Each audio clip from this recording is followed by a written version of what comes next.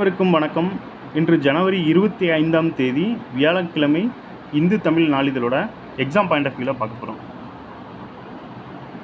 Headlines என்னென்னு பார்த்தீங்கன்னா, மக்களவைத் தேர்தலில் மேற்கு வங்கம், பஞ்சாபில் காங்கிரஸுடன் கூட்டணி இல்லை அப்படின்னு அறிவிச்சிருக்காங்க. தனித்து போட்டியிடுவதாக திரிணாமுல் காங்கிரஸ் தலைவர் மம்தா பானர்ஜி மற்றும் ஆம் ஆத்மி மூத்த தலைவர் பகவந்த் மான் அறிவித்திருப்பது இந்தியா கூட்டணியில் சலசலப்பை ஏற்படுத்தியிருக்கு. மொத்தம் இப்போ இருக்கிற நிலைமையில் மக்களவைத் தேர்தலில் பார்த்திங்கன்னா என்டிஏ கூட்டணின்னு ஒன்றும், இன்னொன்று இந்தியா கூட்டணின்னு ஒன்று இருந்தது. இந்த நிலைமையில் இந்த இந்தியா கூட்டணியில்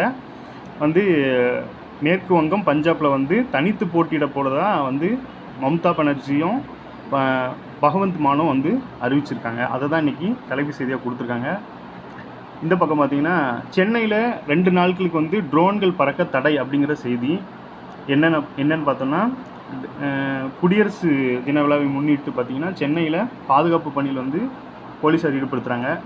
நாடு முழுவதும் குடியரசு தின விழா நாளை பார்த்திங்கன்னா ஜனவரி 26ஆம் தேதி கொண்டாடப்பட உள்ளது. சென்னையில் மெரினாவில் உழைப்பாளர்கள் சிலை அருகே நடைபெறும் விழாவில் தேசிய கொடியை ஆளுநர் ஏற்றி வைக்கிறாங்க.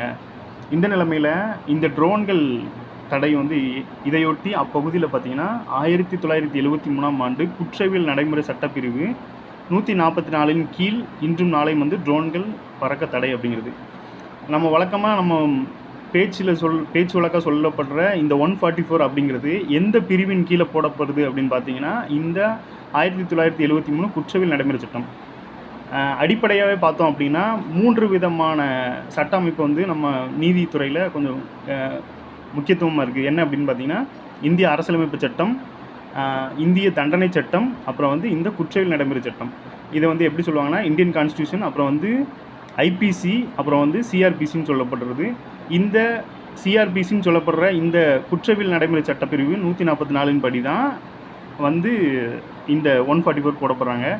இது நம்ம என்ன தெரிஞ்சுக்கணும் அப்படின்னு பார்த்தீங்கன்னா, இந்த குற்றவியல் நடைமுறை சட்டம் எப்போ இயற்றப்பட்டது அப்படின்னு பார்த்தீங்கன்னா இந்த 1973ங்கிறத பேசிக்காக தெரிஞ்சுக்கோங்க. அந்த 144 அதுக்கு கீழே வர்ற பிரிவு தான் அப்படிங்கிறதையும் தெரிஞ்சுக்கோங்க. அதேமாதிரி நாடு முழுவதும் குடியரசு தின விழாவில் ஆளுநர் கொடியேற்றுறாங்க. அப்போது குடியரசு தின விழாவில் சென்ட்ரலில், அதாவது மத்தியில் பார்த்தோம் அப்படின்னா குடியரசுத் தலைவர் கொடியேற்றுவாங்க. அதுமாதிரி சுதந்திர தினத்துக்கு பிரதமர் கொடியேற்றுவாங்க. இந்த நிலைமையில் குடியரசுத் தலைவர் சார்பாக அவரோட பிரதிநிதியாக வந்திருக்கவர் தான் ஆளுநர். ஸோ மாநிலத்தில் பார்த்தோம் அப்படின்னா ஆளுநர் தான் குடியரசு தினத்தன்னைக்கு கொடியேற்றுவாங்க. அதே போன்று மாநிலத்தில் சுதந்திர தினத்தப்போ முதலமைச்சர் கொடியேற்றுவாங்க அப்படிங்கிறத தெரிஞ்சுக்கலாம்.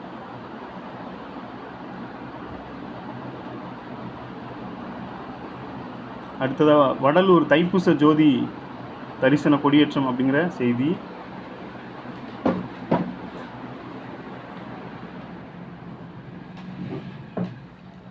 வள்ளலார் என்று அழைக்கப்படும் ராமலிங்க சுவாமிகள் வடலூரில் நிறுவிய சத்திய ஞான சபையில் ஆண்டுதோறும் தைப்பூச பெருவிழா விமர்சையாக நடைபெறுவது வழக்கம். இதையொட்டி நடைபெறும் ஜோதி தரிசனத்தை காண லட்சத்துக்கும் மேற்பட்டோர் வடலூருக்கு திரண்டு வருவர் அப்படிங்கிற செய்தி. நடப்பாண்டு பார்த்தீங்கன்னா 153வது தைப்பூச ஜோதி தரிசன பெருவிழா கொடியேற்றத்துடன் நேற்று காலை தொடங்கியது. அதிகாலையில் அருட்பெரும் ஜோதி அகவல் பாராயணம் செய்யப்பட்டிருக்கு. இதில் மருதூரில் வள்ளலார் பிறந்த இல்லம், தண்ணீரால் விளக்கு எரியச் செய்த கருங்குழி, வள்ளலார் சித்தி பெற்ற மேட்டுக்குப்பம் ஆகிய இடங்களில் பார்த்திங்கன்னா சன்மார்க்க கொடியேற்றம் அப்படின்னு செய்தி. இதில் நம்ம என்ன தெரிஞ்சுக்கணும் அப்படின்னா, இப்போ வள்ளலார் பார்த்திங்கன்னா வள்ளலார் சிலபஸில் இருக்காங்க. வள்ளலார் பற்றி எப்பயுமே ஒரு கொஸ்டின் 2 கொஸ்டின் கேட்கப்பட்டு தான் வந்துட்டுருக்கு. இவரோட 200வது இந்த பிறந்த ஆண்டை கொண்டாடுற நிலைமையில் அவர் சம்மந்தமாக என்னென்ன நியூஸஸ்லாம் வருதோ அதை கொஞ்சம் கலெக்ட் பண்ணிக்கிறது நல்லது. இப்போ நம்ம சில விஷயங்கள் புக்கில் இருக்கும், புக்கில் இல்லாதது, இது போக அந்த புக்கில் இருக்கிறதே இந்த நியூஸ் மூலமாக நம்ம ரீகால் பண்ணிக்கிறது பெஸ்ட்டு. இப்போ என்ன அப்படின்னா, வள்ளலார் பிறந்த இல்லம் எங்கே அப்படின்னு பார்த்தீங்கன்னா மருதூரில் இருக்குது. வள்ளலார் பிறந்த இல்லம் எங்கே இருக்குது அப்படின்னா மருதூரில் இருக்குது. அது போக அவர் சித்தி பெற்றது, அதாவது முக்தி அடைஞ்ச இடம் பார்த்திங்கன்னா மேட்டுக்குப்பம் அப்படின்னு சொல்லி இதில் கொடுத்துருக்காங்க. அங்கேயும் கொடியேற்றம் நடந்திருக்கு அப்படின்னு சொல்லியிருக்காங்க. இதன் பின்பு அவரோட ஸ்லோகனாக சொல்லப்படுற அந்த இது என்ன அப்படின்னா, அருட்பெரும் ஜோதி, அப்புறம் கருணை, தனிப்பெரும் கருணை அருட்பெரும் ஜோதி, இந்த 2 முழக்கங்களும் நேற்று முழங்கப்பட்டிருக்கு. வாசகத்தையும் முழங்கியிருக்காங்க அப்படின்னு சொல்லியிருக்காங்க. அப்போ அருட்பெரும் ஜோதி, தனிக்கருணை அருட்பெரும் ஜோதி, தனிப்பெரும் கருணை அருட்பெரும் ஜோதி அப்படிங்கிற இது முழக்கங்களும் நேற்று முழங்கியிருக்காங்க அப்படிங்கிறத செய்தியில் கொடுத்துருக்காங்க. இப்போ வள்ளலார் பற்றி வர்ற நியூஸை அப்பப்போ அப்டேட் பண்ணிக்கிறது நல்லது. அப்புறம் பார்த்திங்கன்னா சட்டப்பேரவை கூட்டத்தொடர் முடித்து வைப்பு அப்படிங்கிற செய்தி என்ன அப்படின்னா, ஆளுநர் ஒப்புதலை அடுத்து சட்டப்பேரவை செயலர் அறிவிப்பு, அடுத்த கூட்டத்தொடரில் ஆளுநர் உரை இடம்பெறும் என தெரிகிறது.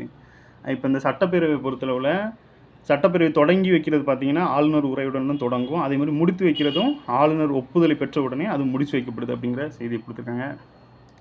இந்த நிலைமையில் ஆளுநர் ஒப்புதல் அளித்ததை அடுத்து கடந்த ஆண்டு ஜனவரி 9ஆம் தேதி தொடங்கிய தமிழக சட்டப்பேரவையின் 5வது கூட்டத்தொடர் வந்து முடிக்கப்பட்டிருக்கு. இப்போ நடக்க இருக்கிற கூட்டத்தொடர் எத்தனாவது கூட்டத்தொடர்னா இந்த கவர்மெண்ட்டோட 6வது கூட்டத்தொடர் அப்படிங்கிறது செய்தியாக இருக்குது. அதுமாரி தமிழக சட்டப்பேரவையின் ஆண்டு முதல் கூட்டத்தில் பார்த்திங்கன்னா ஆளுநர் உரையுடன் தொடங்குவது மரபாக உள்ளது. அப்போ ஆளுநர் உரையுடன் தொடங்குறது வந்து மரபாகவே வச்சுருக்காங்க அப்படிங்கிறதையும் கொடுத்துருக்காங்க. இப்போ நடந்துகிட்ருக்க இந்த சட்டப்பேரவை எத்தனாவது சட்டப்பேரவை அப்படின்னு பார்த்திங்கன்னா 16வது சட்டப்பேரவை. 16வது சட்டப்பேரவையோட 6வது கூட்டம் தான் தற்போது நடக்க இருக்குது அப்படிங்கிறதையும் இதன் மூலமாக தெரிஞ்சுக்கோங்க.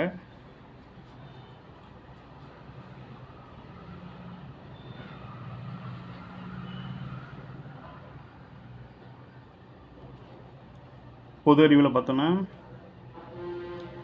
உலகின் மிக நீளமான மலைத்தொடர் எதுன்னு பார்த்தீங்கன்னா ஆண்டிஸ் மலைத்தொடர் தான். இது எங்கே இருக்குது அப்படின்னு பார்த்தீங்கன்னா தென் அமெரிக்காவில் அமைந்துள்ள இந்த மலைத்தொடர் வெனிசுலா, கொலம்பியா, ஈக்குவாட்டர், பெரு, பொலிவியா, சிலி மற்றும் அர்ஜென்டினா ஆகிய 7 நாடுகளில் பரவியுள்ளது. 4300 மைல் நீளம் கொண்ட தென் அமெரிக்காவின் மேற்கு கடற்கரை முழுவதும் பரவி ஆசியாவுக்கு வெளியே மிக உயரமான மலைத்தொடராகும் ஆண்டிஸ் மலைத்தொடர் வந்து உள்ளது. மலைகள் பார்த்திங்கன்னா மலைகள்னு நமக்கு ஜாகிரஃபியில் ஒரு டாபிக் இருக்கும். அதன் கீழே பார்த்தோம்னா உலகின் மிக நீளமான மலைத்தொடர் அப்படின்னு ஸ்டாட்டிக்காகவே கேட்குறதுக்கான வாய்ப்புகள் அதிகமாக இருக்குது. அப்படி கேட்டாங்க அப்படின்னா அது வந்து ஆண்டிஸ் மலைத்தொடராக இருக்கும். உலகின் மிக நீளமான மலைத்தொடர் ஆண்டிஸ் மலைத்தொடர். இது எங்கே அமைந்திருக்கு அப்படின்னா தென் அமெரிக்காவில் அமைஞ்சிருக்கு. இது எவ்வளோ நீளம் அப்படின்னு பார்த்தீங்கன்னா 4300 மைல் நீளம் இருக்குது. இது எத்தனை நாடுகளில் பரவி இருக்குன்னா 7 நாடுகளில் பரவி இருக்குது. ஸோ இது மாதிரி ஒரு கண்டென்ட் கிடைச்சா கூட அதை எப்படி கொஸ்டினாக மாற்றுறது அப்படிங்கிறதையும் தெரிஞ்சு வச்சுக்கோங்க.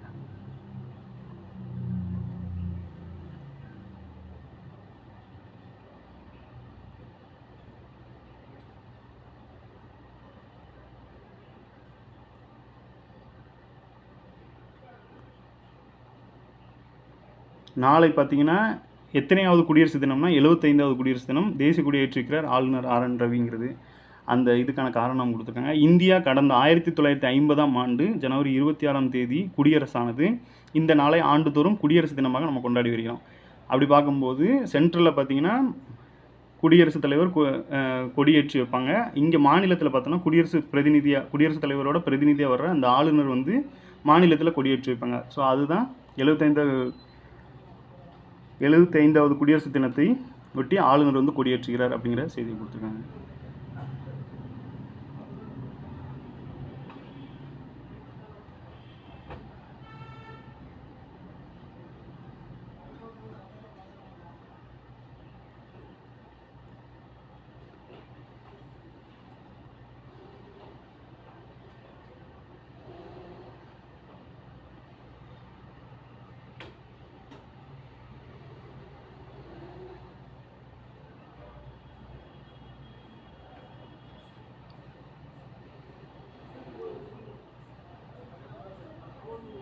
நாற்பத்தி 4 ஆண்டுகளுக்கு பிறகு உல்ஃபா பிரிவினைவாத அமைப்பு வந்து கலைப்பு அப்படிங்கிற ஒரு செய்தி. என்ன அப்படின்னா இது முதல்ல எந்த டாபிக் கீழே வரும் அப்படின்னா நம்ம குரூப் 2A மெயின்ஸில் பார்த்தீங்கன்னா குரூப் 2A மெயின்ஸில் தீவிரவாதம்னு ஒன்று இருக்கும். என்ன அப்படின்னா சோசியல் இஷ்யூவில் சமூக பிரச்சனைகளில் தீவிரவாதம்னு ஒரு டாபிக் இருக்கும். அதன் கீழே எந்தெந்த தீவிரவாதங்கள்லாம் இருக்குது, அதை எப்பப்போ என்னென்ன பேர்லாம் வந்து அடக்கியிருக்காங்க அப்படிங்கிற ஒரு நியூஸாக இருக்கும். அதை வந்து இப்போ இதன் மூலமாக கொண்டு வந்திருக்காங்க. இந்த அமைப்பு எப்போ உருவாக்கப்பட்டது அப்படிங்கிறதையும் சொல்லியிருக்காங்க.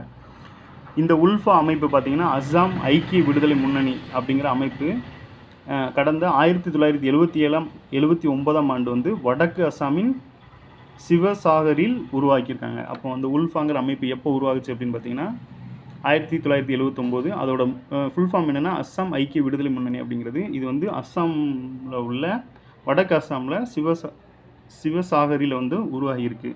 இதுக்கு பார்த்திங்கன்னா 1990 அப்போ இருந்த கவர்மெண்ட் வந்து மத்திய அரசு வந்து தடை விதிச்சிருக்காங்க. இந்த நிலைமையில் பேச்சுவார்த்தை நீடித்த நிலைமையில் இப்போ முற்றிலுமாக அவங்க வந்து சரணடைஞ்சிருக்காங்க.